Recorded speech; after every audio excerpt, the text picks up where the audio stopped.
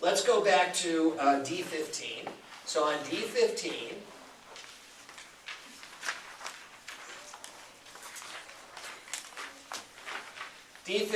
orally active, in other words, non-catecholamine, general sympathomimetics. So the first one we've listed is ephedrine. And just in terms of background of ephedrine, ephedrine is actually obtained, it's an active drug that's actually obtained or extracted from a type of pine tree indigenous to China. And the name of this gymnosperm or plant, this kind of relative of a pine tree, is Ephedra sinica.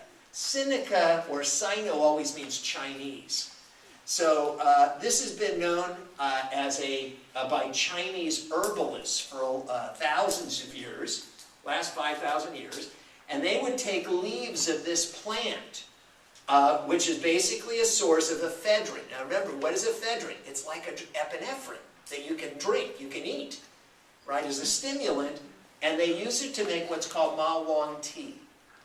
And ma wang tea wires you because it's got ephedrine in it. And you can still go to a Chinese herbal store, you know, where Chinatown, and get this stuff. All right? And this is a real powerful stimulant. On page D16, herbal fen-phen basically uses ephedrine. And the FDA has warned people to be careful of it because since it's mimicking the sympathetic effect, that means it has what effect on the heart? It speeds up the heart rate. What effect does it have on blood pressure? It raises the blood pressure. So you can see that people who have taken ma wang tea or herbal fen-phen have had episodes of high blood pressure, heart irregularities, insomnia. What does insomnia mean? Can't sleep, nervousness, tremors, headaches, even seizures, heartaches, strokes, and death. So, because somebody may be taking something that's going to put a stress on their heart, their cardiovascular system, because it's like being on adrenaline. Anyhow, on page D17, so we wrote that ephedrine is an agonist, which means it activates all the adrenaline receptor sites, plus especially strong CNS stimulation. The main uses of ephedrine have been to use it as a bronchodilator decongestant. And in case you're thinking, like, why would it be used for that? Well, it activates all the adrenaline receptor sites, including it makes airways dilate, and you can take it orally, and it constricts most blood vessels in the body, which will reduce congested nose, and it's all filled with mucus, so it constricts the vessels and reduces congestion. It's also been used as a CNS stimulant in the treatment of narcolepsy and in those patients who have taken an overdose of sedatives. What are sedative drugs? What are sedative drugs? They make you sleep. Those are sleeping pills. So if somebody takes an overdose of sedatives, they give them ephedrine, because it's the opposite. If a sedative decreases CNS stimulation, ephedrine increases CNS stimulation. As far as adverse effects, the adverse effects are similar to those of epinephrine, except especially strong CNS stimulation, including nervousness, anxiety, insomnia, and anorexia. Herbal fen-phen is combining ephedra and caffeine. Oh, God. Yeah, that ought to work. All right, so that could put a strain on the heart. And the reason why people were taking the prescription drug called fen-phen and now this herbal fen-phen is as an anorexic to reduce appetite. Because when you take CNS stimulants, whether it's adrenaline, whether it's ephedrine, whether it's amphetamine or methamphetamine, you don't have an appetite. And so, and furthermore, it's speeding up your whole metabolic rate. So that should help you lose weight, but it does have these risks, so somebody should be under a doctor's supervision. On D18, there are a whole bunch of other ephedrine-like sympathomimetic drugs. When I mention this drug or that drug, you should appreciate that there may be hundreds of other drugs that are similar to the one that I'm mentioning. So I'm just giving these as examples. They're not always 100, maybe there's 20, but there could be hundreds of similar drugs. Here's one that's similar to ephedrine, but not quite as powerful, pseudoephedrine. So all of us have heard of if you haven't heard of pseudoephedrine, you've heard of Sudafed. So what is it? It's a chemical that's similar to ephedrine, but less potent, not quite as powerful. The main uses of Sudafed is the same as the uses of ephedrine, as a bronchodilator-decongestant in the treatment, symptomatic relief of rhinitis, sinusitis, and otitis media. Just to clarify in terms of Sudafed, of what's happened with pseudoephedrine. So first off, you may know that Sudafed, when you get it, comes in a red and white box. It's a white box with red labeling. Has anybody ever taken Sudafed? Now, there's really two versions of Sudafed. There's also something called Sudafed Plus, which comes in a green and white box. It's a white box with green lettering. Have you ever seen that? So let me try to explain the difference between these. The original Sudafed contains pseudoephedrine. Pseudoephedrine is like ephedrine. It activates the full-blown sympathetic response, and it's used as a bronchodilator decongestant for continued dose. And it also powerfully stimulates your brain. They do still sell it over the counter. You do not need a prescription. But now if you want to buy this real Sudafed with pseudoephedrine, you have to usually get it from the pharmacist, and they want to see proof of your age. Does anybody know what I'm talking about? Yeah. The reason for this, as some of you may know, is because illegal drug labs will take pseudoephedrine and convert it to a chemical that's very similar called amphetamine. And so they convert it into amphetamine and methamphetamine. So the illegal speed labs, methamphetamine labs, use as a starting point a chemical that looks very similar, and they turn it into something more powerful called methamphetamine or speed. So that's why they just want to track. It's like if they find that you happen to be buying 40 boxes of Sudafed a day, that could be a suspicious behavior. So that's why they want to take your name down and all that, and the government is monitoring this. But it doesn't require a prescription. They just want to see who's buying this stuff.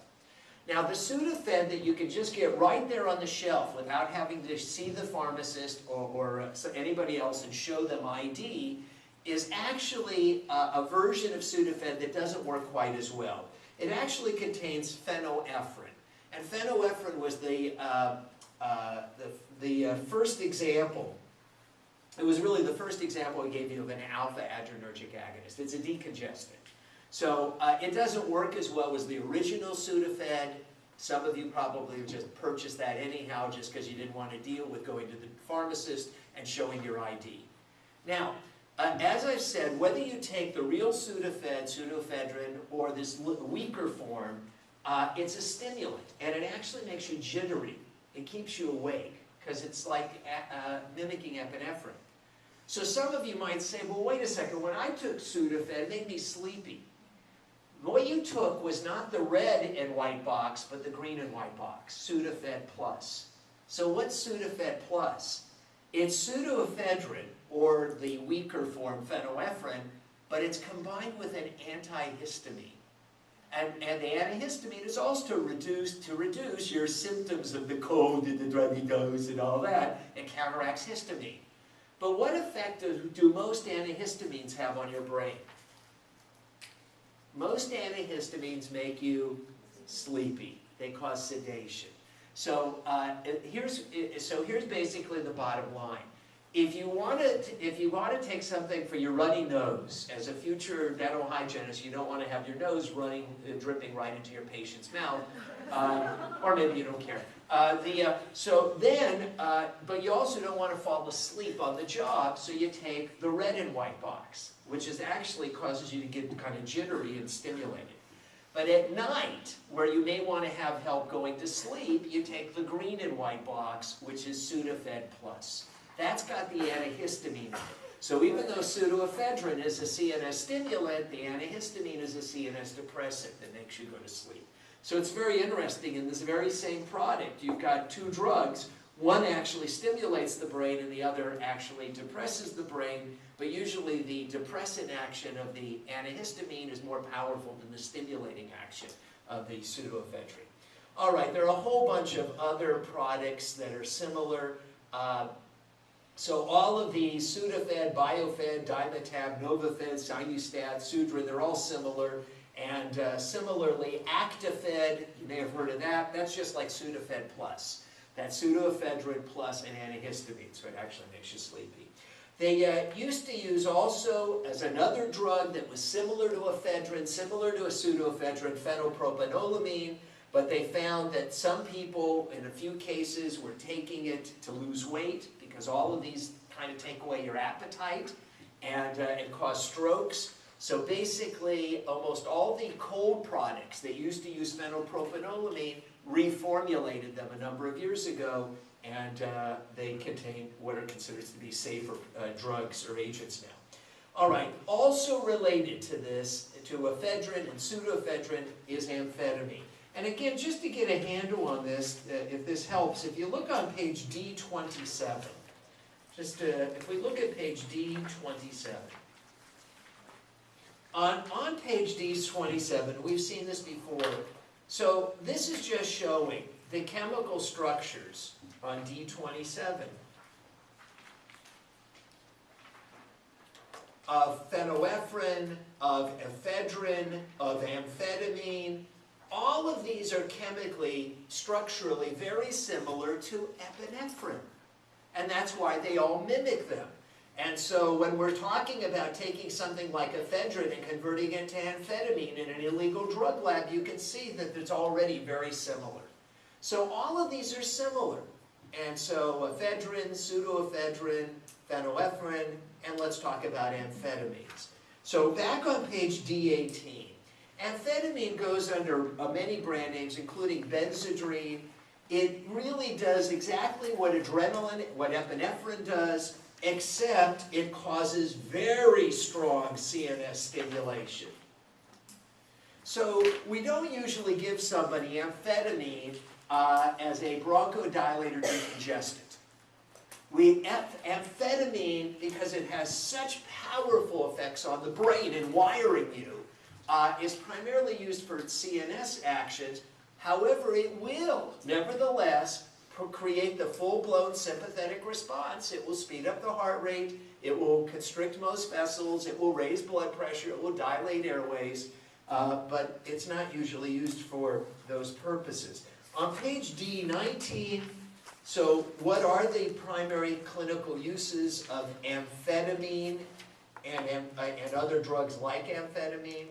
Primarily, it's used in the treatment of mental depression, because amphetamines elevate your mood, they increase your self-confidence, they decrease fatigue, and they improve physical and mental performance.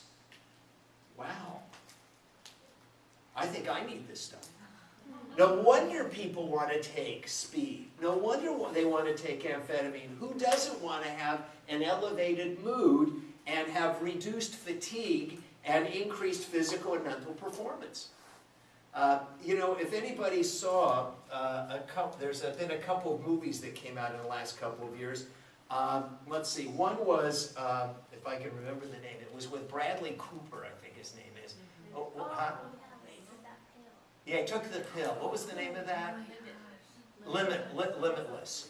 All right, it was based on taking drugs like amphetamine. That's what it was based on.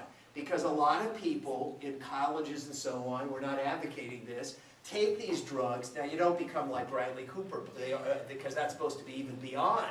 But the whole idea is that that's why people take speed. Because they really feel strong, they keep going, their energy levels are greater, and they become more aware of the world. Another movie that was similar was the most recent Planet of the Apes, where they were giving drugs to the monkeys, if you remember that one. So this is all the basis of what's called cognitive enhancement drugs, drugs that enhance cognition or brain function. Amphetamine is also used to treat narcolepsy, and if you're wondering what's that, that's like when you fall asleep in class. So, but if somebody's constantly falling asleep. It's also used as an appetite suppressant in the treatment of obesity. And then interestingly, we have pointed out previously that people with ADD, attention deficit disorder, or ADHD, attention deficit hyperactivity disorder, when you actually give them a stimulant like amphetamine, it actually paradoxically calms them down and helps them concentrate better by giving them a stimulant. They're kind of hyperactive. So somebody with attention deficit, they're like all over the place. For them, it actually calms them down. So amphetamines and drugs related to it are given to that purpose. So again, the side effects of amphetamine are similar to being on epinephrine or ephedrine, but even greater CNS stimulation. Notice also it can cause post-stimulatory fatigue and depression. What's that mean? That means that when you're on the effects of the drug, you're really riding high. And when the effects wear off, and this certainly was shown in that Limitless movie, you know, if it's a regular day and you're not really, you're not on medication, so, how far can you fall on a given day? Not that far, because you're not feeling that great, so you can't feel that bad. But if you're feeling really powerful, really great, and then the effects wear off, it's a long way down. And so that's why people, when the effect of the drug wears off, they feel very fatigued and very depressed. So this is obviously why they develop a dependency on these drugs, because they don't want to be that tired and depressed when the effect of the drug wears off. Clinical considerations: impaired ability to operate machinery, post-stimulatory fatigue and depression. Drug tolerance develops with chronic use. That means you need more and more of the drug to get the same effect over time. We've talked about drug tolerance. This is a Schedule II controlled substance. What's that? That's the most stringent category there is, because Schedule I are illegal. So this is in the same category as heroin. Or I should say heroin. Heroin's Schedule I. The same category as morphine. So they believe people can become highly physically dependent upon this.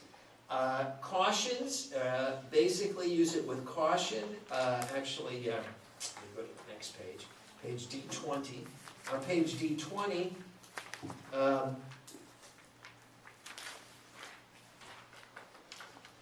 you have to use it with caution, and anybody with a history of drug dependency.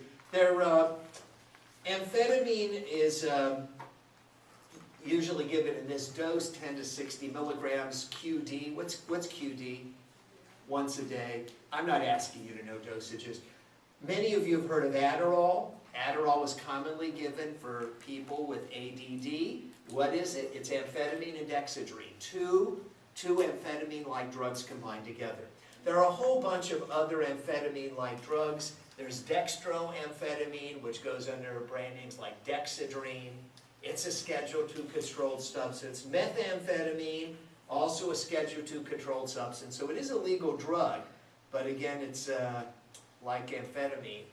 Methylphenidate, and if you haven't heard of that, maybe you've heard of the brand name Concerta or Ritalin. So Concerta or Ritalin, which are used for ADD, is, again, a Schedule II controlled substance. Now, they have a weaker form of this stuff called Phentolamine, which, let's look at the brand names. It goes under the brand name Fastin Adipex, kind of sounds like adipose. Obifen, kind of sounds like obesity. Obinix, sounds like we're going to nix being obese. Well, obviously, you get a sense that all of these drugs are used to reduce weight, because when you're on stimulants, you're wired. It has takes away one's appetite. It's an anorexic. It's depresses desire to eat, and it also speeds up metabolic rate. But this particular one is a Schedule 4 controlled substance. Again, there are a whole bunch of these. Here's another one. I'm not asking you to know the names of any of these, but this is another stimulant. This is Schedule 3 controlled substance. Here's a cute brand name, Waitrol. Or how about this, Wayless. Trim tabs. Okay, I think we get the idea of what it's used for. All right, so to summarize what we've been talking about, if, again, we return back to page D11. So on D11, just as a way of summarizing what we had said on D11, we said epinephrine, ephedrine, and amphetamine, and drugs like them are all sympathomimetics, but they are listed in increasing order of CNS stimulation. So you can see why these autonomic drugs really include a very broad range of agents that are used for many, many purposes. All right, now let's deal with the subject of sympatholytics, drugs that block the sympathetic response and by default, therefore, put the person more into the rest and digest state. So, on page D20,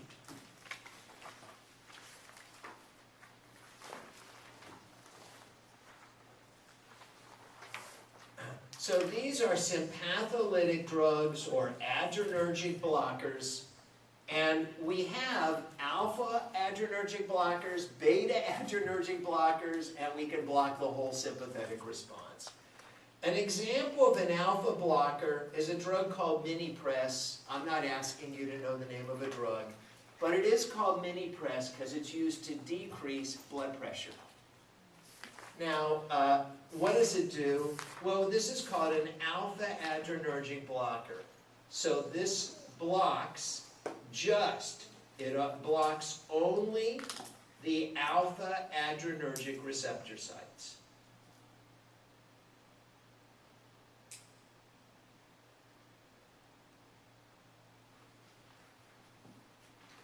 So if you're trying to visualize, okay, so what does that mean? I'm all mixed up. So if we go back to our page D11, here's the alpha sites. The alpha-adrenergic receptor sites are on the eyes, and they are on most blood vessels. If you give a drug that blocks the alpha-adrenergic receptor sites, that means that during stress, you don't see the sympathetic effect on the eye, but more importantly, the blood vessels don't constrict. So during stress, when you're releasing adrenaline, the adrenaline can activate, the natural adrenaline in your body, your own sympathetic motor neurons can activate all the sympathetic actions on your body except the adrenaline receptor sites on the eyes and the adrenaline receptor sites on most blood vessels are blocked by this drug. So that means the blood vessels can't constrict. Now, if blood vessels can't constrict, that means, well, constricting blood vessels normally increases total peripheral resistance, which increases blood pressure. So what you're doing is you're preventing blood vessels from constricting and therefore lowering blood pressure. Does that make sense? Mm-hmm. You're preventing blood vessels from constricting. They have to stay dilated, and that lowers the blood pressure. So that's basically how they work. We wrote that alpha-adrenergic drugs are used in the management of mild to moderate high blood pressure, either alone or combined with a diuretic. On page D21,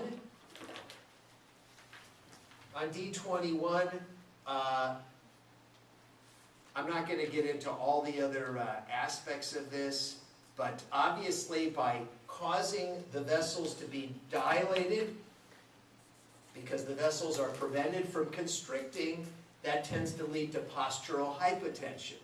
And yes, it can cause reflex tachycardia. So again, if a patient is on an alpha-adrenergic blocker, they may be prone to postural or orthostatic hypotension. There are other alpha-adrenergic blockers. So again, there's many of them. We're not asking you to know the names of drugs. The beta blockers. Now, the very first and most famous of all these adrenergic blockers was propranolol, which went under the brand name Adderall. And at lower doses, it blocks only the beta-adrenergic receptor sites. At higher doses, it blocks all of the adrenergic receptor sites. So the beta blockers, whether they're using the lower or the higher dose, has been used to decrease the frequency of stress-induced angina pectoris. I'm going to be reviewing what angina pectoris is when we get to the cardiovascular drugs, but for the moment, angina pectoris is that pain in the left shoulder, and so they commonly will give people a beta blocker to block stress-induced increase in heart rate. So again, you might say, I don't get it, I don't understand what that's doing. What the beta blockers do is they block all of the adrenaline receptor sites except these. So if you block all the adrenaline receptor sites, including those on the heart, then during stress, is the heart going to speed up? No, because you're blocking the adrenaline receptor sites on the heart. So what causes angina is increased heart rate. When somebody has an increased heart rate and they've got clogged up coronary arteries, that's what brings on angina. All right, we'll clarify that as we go on. We've also written that it's used to block reflex tachycardia caused by nitroglycerin. In addition, beta blockers are used to block tachyarrhythmias induced or exacerbated by stress. And you might say, what's a tachyarrhythmia? Tachyarrhythmia is those cardiac arrhythmias that are related to speeding up of the heart rate. Has anybody, and I'm not asking for a show of hands, there may be even somebody in the class who has this, because it's not rare, or you may know of somebody who has this, who has what's known as paroxysmal tachycardia. That means sudden onset tachycardia, where occasionally, all of a sudden, their heart just starts going, and they have to basically sit down, and then it usually goes away on its own. Has anybody ever heard of that? Okay, somebody's heard of it? All right, so this is not rare, and so what commonly may bring on this all of a sudden sudden onset speeding up of the heart rate is stress. So if you use these beta blockers, which block the adrenaline receptor sites on the heart, then during stress, when you're activating sympathetic motor neurons and releasing adrenaline, the adrenaline receptor sites on the heart are blocked, so therefore the heart won't speed up. So sometimes it's used to control these tachyarrhythmias that are exacerbated by stress. On page D22,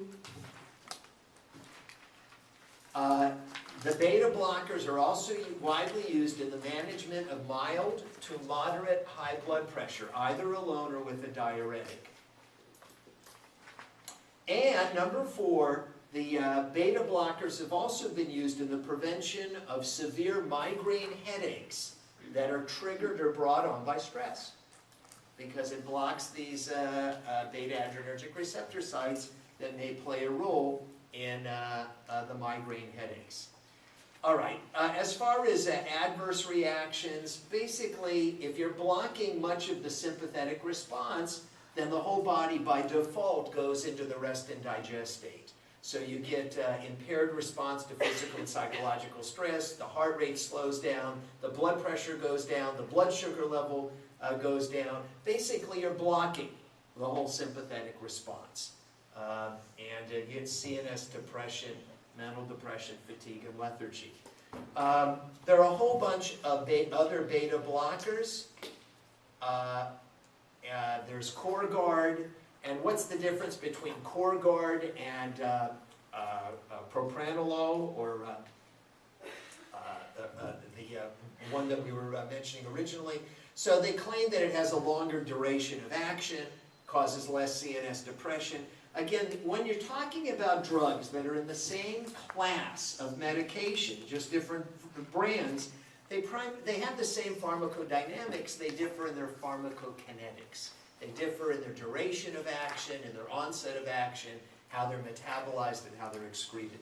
On page D23, again, there are a whole bunch of others. Here's a cute one. There's a beta blocker called Atenolol, and it goes under the brand name, this is great, Beta-Adrenergic. Doesn't that sound like blocking adrenergic receptor sites, Beta-Adrenergic? And there's a whole bunch of others. All right, more recently they developed beta-1 blockers. And the idea is that a beta-1 blocker, and an example of that is Atenolol or Tenormin, at lower doses it only blocks the beta-1 adrenergic receptor sites. So they're primarily trying to use a drug that primarily blocks the adrenaline receptor sites on the heart. So that it's not blocking all of the sympathetic response, it's primarily blocking the sympathetic effects on the heart, and therefore prevents the heart from speeding up during stress. There are a whole bunch of other beta-1 blockers, including low pressor, which was really the first of the beta-1 blockers, and a whole bunch of other Z-beta, and you will run into these. Let's try to make a little bit of sense of this before we finish the autonomic drugs up.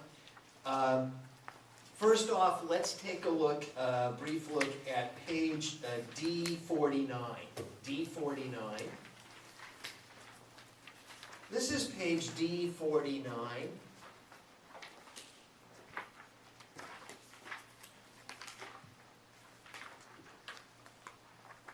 Now this is from the lexicon book, and one of the goals that we have in this class is not to become experts in drugs and pharmacology, but to be able to pull out the lexicon book if we hear a patient is taking a medication, and at least look at the book and understand what it's saying. That's really the main goal here, so we can look up stuff. So here's our first drug, Albuterol. This is right from the lexicon book. And it goes under, yes, we've talked about it already. We talked about this on Friday. Albuterol goes under the brand names Proventil and Ventolin, among others. Has different brand names in Canada and in Mexico. There is generics available as well. Now, what's the pharmacologic category? What does albuterol? It says that it's a beta-2 adrenergic agonist. What does that mean?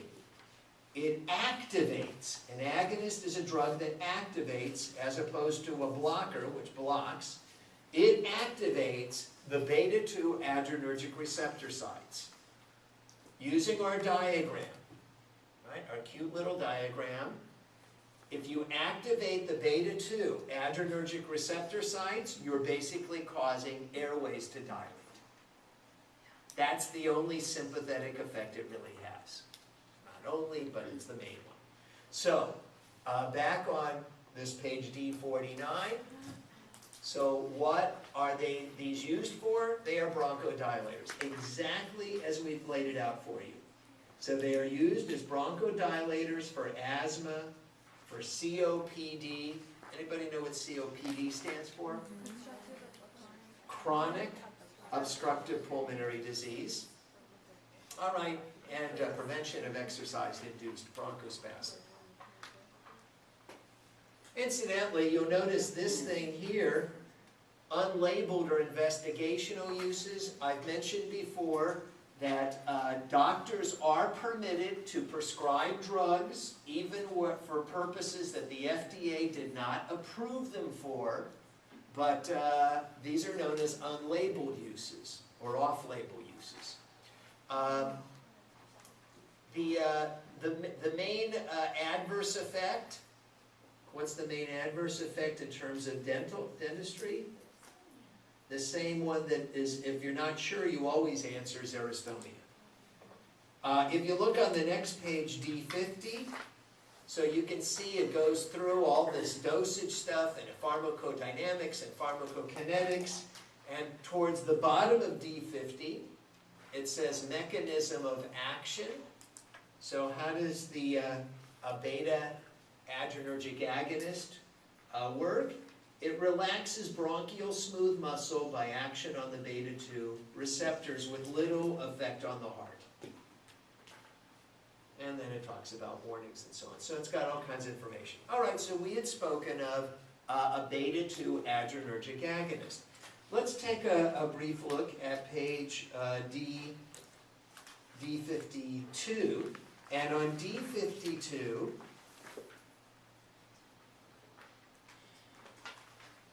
this is page D52. And here's another drug, Atenolol.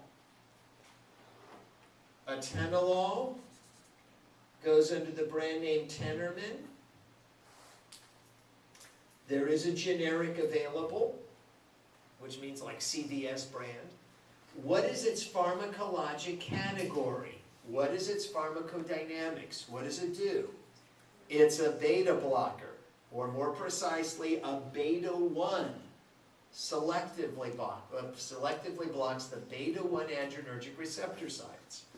All right, so now we're trying to think, okay, what are we talking about here? So on our handy-dandy little scheme, and obviously for test purposes, it would be really good if you could just draw out this little scheme on a piece of paper, so when you're answering my questions, you could just look at this little scheme and figure out what we're talking about. This is not that complicated. It branches 3 times, right? Parasympathetic, sympathetic, alpha and beta, beta-1, beta-2. All right, try to make this really simple.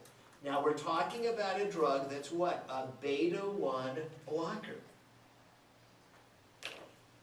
So what's it doing? It's blocking the adrenergic receptor sites on the heart.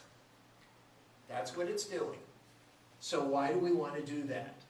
Right, so back on page D52, it's used in the treatment of high blood pressure, alone or in combination with other agents in the management of angina pectoris and post-myocardial infarction patients. It's also been used for other purposes, including arrhythmias of the heart and migraine headaches. This is exactly what I was talking about. Those are off-label or unlabeled uses. So basically what this drug does is, think about this. When most people become stressed, they activate their sympathetic motor neurons, they release a lot of adrenaline. And what does that do to their heart rate normally? It speeds up their heart rate, and what does it do to their blood pressure? It raises their blood pressure. If somebody's got angina, we don't want their heart rate to speed up, because that's going to cause them to have an anginal episode. So we're going to block those adrenaline receptor sites on their heart, so even when they're stressed and releasing, activating the sympathetic motor neurons, releasing adrenaline, we will not see that increased heart rate. Furthermore, we're not going to see such an increase in their blood pressure, because cardiac output isn't going to increase. So the whole idea is to use it also to control high blood pressure. Another thing that can be activated by stress are migraines. So we're going to block the adrenaline receptor sites, and that may help minimize or reduce the frequency of migraine headaches. So basically, these beta blocker drugs are primarily used to reduce stress-related problems related to the release of adrenaline and stress.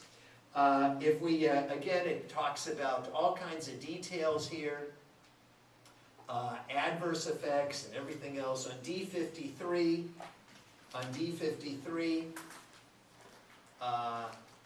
we put a little arrow right here under mechanism of action.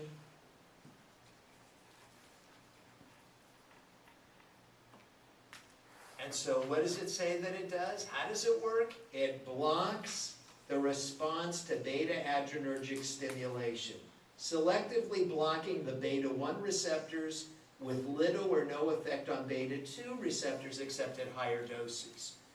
As you increase the dose of these blockers, it starts to block more and more of the adrenaline receptor sites. But at lower doses, it primarily blocks just the beta-1. And it's got all kinds of warnings and side effects and so on. Just as one point here, if we go back to page B52, back on B52, I'm sorry, D52, thank you. Back on D52. So under significant adverse effects, not surprisingly, what does it say that it causes? Bradycardia, hypotension, right? That's low blood pressure. All of that is understandable because that's what we're giving it for, is to slow down the heart rate, prevent it from speeding up, and to prevent the blood pressure from going up. It's going to make Raynaud's syndrome worse because it's actually affecting blood pressure and blood flow. But I did want to draw your attention to this interesting effect. Do you see that it says that it can lead to impotence? And our thought is, why would a cardiovascular drug, would a drug that blocks the sympathetic action on the heart, and maybe some other places, why would it affect sexual performance in a guy? So I want to remind you of something we spoke of previously. When you start to block the sympathetic effects, right, and as you increase the dose, you start to increase more and more, you start to block more and more of the sympathetic effects, that also is going to interfere with an orgasm. So one of the common complaints that guys have when they're on these adrenergic blocker drugs, drugs that block the sympathetic response, is that it's interfering with sexual performance.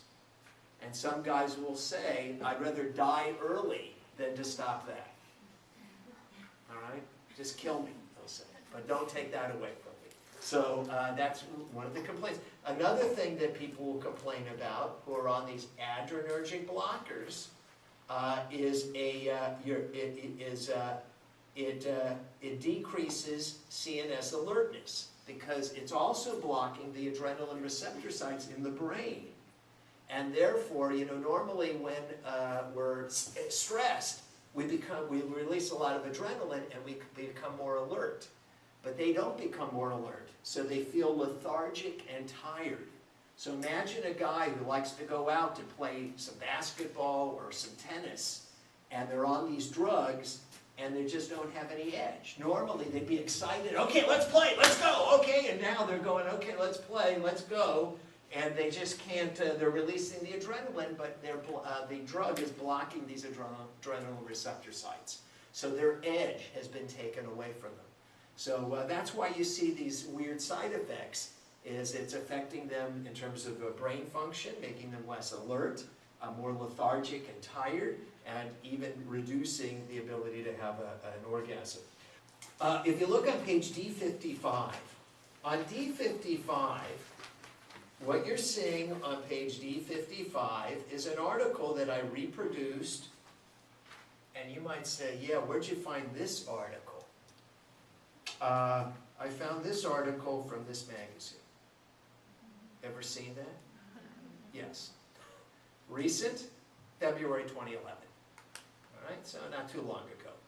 And what are they talking about? They're talking about phentolamine mesylate. What is it? So let's take a quick look.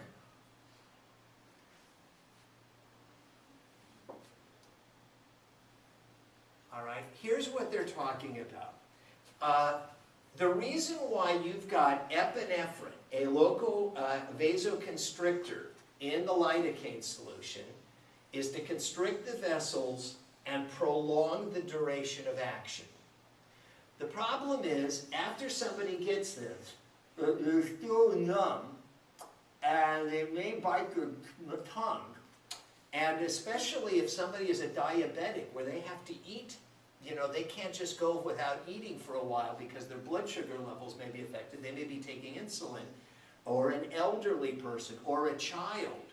So what would be kind of interesting is that after the procedure is done, maybe to go and reverse the local anesthetic so that the anesthesia would go away.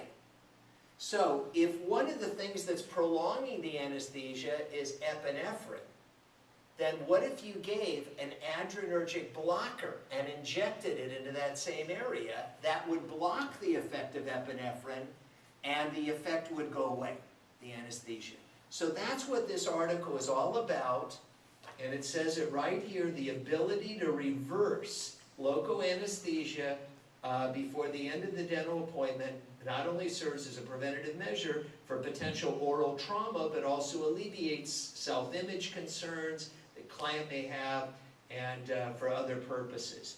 And this talks about it here. It mentions the diabetic patients who may have trouble eating because of the anesthesia. The personal concern they're talking about is it affects a person's ability to speak or smile as long as they have anesthesia. And this is all based upon this new product, Phentolamine mesylate, which goes under a brand, let's see, what's it called, D56 here. The name of the product that this is all based on is a new medication, and trying to see its name. Yeah, here it is. Just on D58. The name of the drug, the brand name is Oraverse. And I'll tell you who came up with this idea. Who came up with the idea of Oraverse to give an adrenergic blocker and inject it to take away the anesthesia? Stanley Malamed, or Malamed. Okay, you know him because he's at USC and he's written the book on emergency treatment in the dental office. And he's also written books on anesthesia. And so he basically started this company that makes Oraverse for the purpose of taking away the anesthesia. All right? So I wanted to show you that even, not only is this stuff relevant in terms of medicine, but even in terms of dentistry. And this was an article that came right from the Dental Hygiene Journal.